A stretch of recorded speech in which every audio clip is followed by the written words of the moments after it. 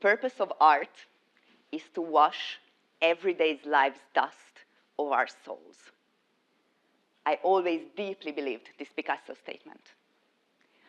Art, and more broadly, the beauty I find in an object, in nature, or even in a cherished bittersweet memory, has this transcending power over me that puts me in a calm mindset where I find new ideas.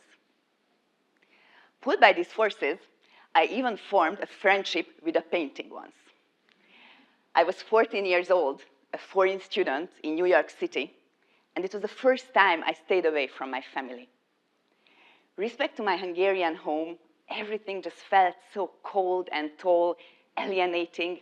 The continuous rush of people and cars in Manhattan, and the English language I barely spoke, all made me feel isolated. My way after school led by the Metropolitan Museum, and I ended up wandering its galleries daily. In the silence of these early afternoons, new worlds opened as I walked from room to room. And when I met these two ladies, I felt I can tell them anything. Day after day, I was sitting in front of this painting, admiring its swirling colors, the harmonies, while I shared my innermost secrets with them. I wasn't alone anymore.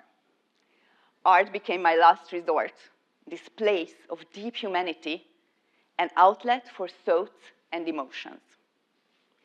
So you can imagine my disgust when I hear about this new revolutionary type of art, generative AI art. I mean, not this, don't misunderstand me. I love technology, but you can't take away the last stronghold of humanity. I felt my core values were attacked, so I turned to the first solution at hand. ChatGPT. Can you create an original piece? Do you have creativity? Well, the answer wasn't really helping. I decided I need to dig deeper. I wanted to understand what is exactly the collaboration between machine and humans, and where is the front line of human creativity.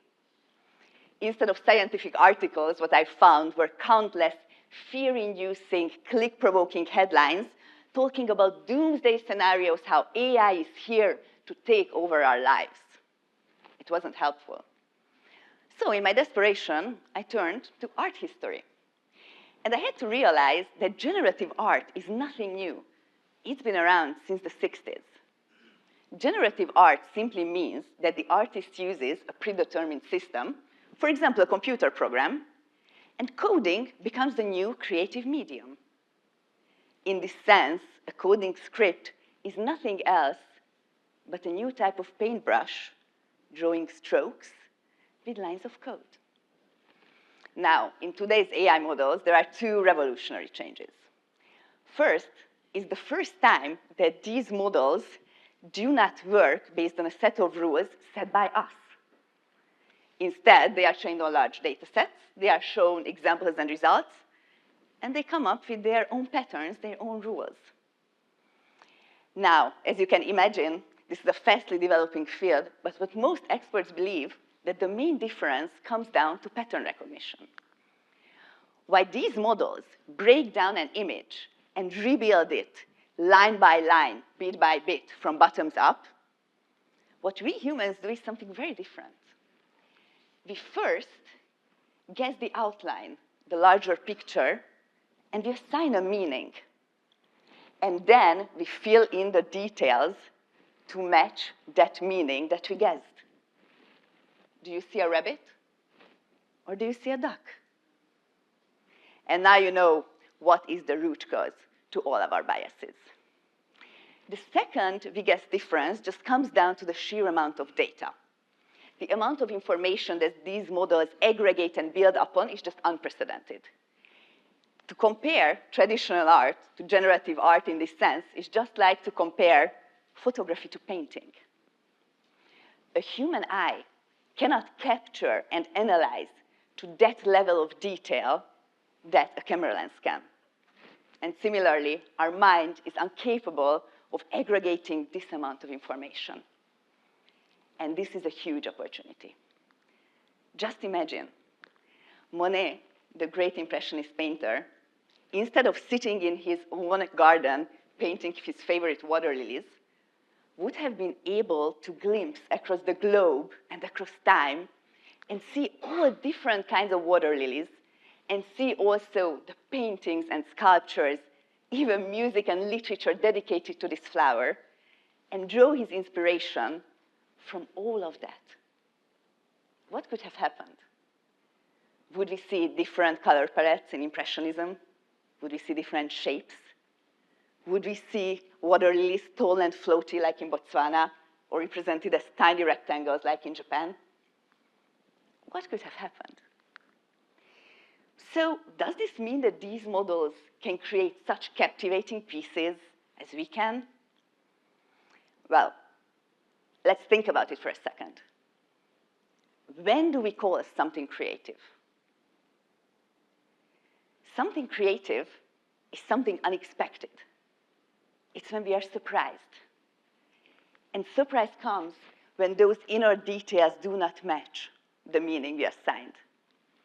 By definition, there cannot be surprise in derived knowledge that builds on a set of rules.